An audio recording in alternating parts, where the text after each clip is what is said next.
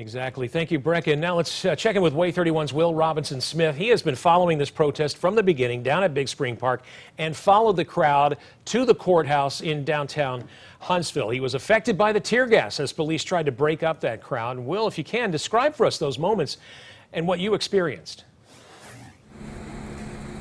Yeah, well, Dan, it actually happened right behind us where we're standing right now. Let me step out of frame and paint the picture for you of what happened as we were here.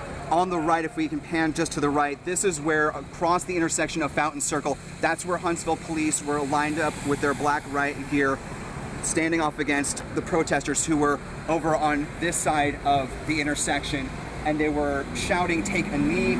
They were refusing to leave as Huntsville police, the Madison County Sheriff's Office, other law enforcement were telling them that the protest is over, that they need to go home. Protesters not backing down though, and we were standing at that corner. You see where all the state troopers are parked right now. Just on the opposite side of that, that's where myself, my colleague Brittany Collins, and some other media were standing.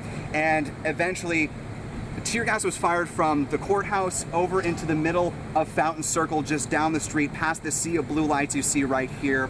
That was the first time we saw tear gas. It went off with a loud bang, and then we saw another one.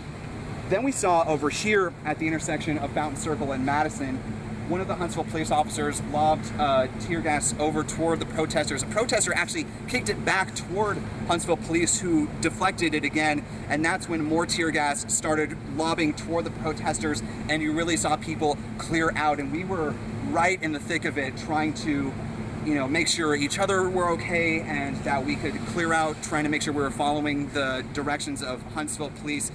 If you've ever been exposed to tear gas, it burns your eyes, it burns your skin, your lips, it's really hard to breathe. And so, after multiple times of Huntsville police asking the protesters again and again to leave, the protesters refusing, eventually it came to using the tear gas and then slowly advancing down Madison Street.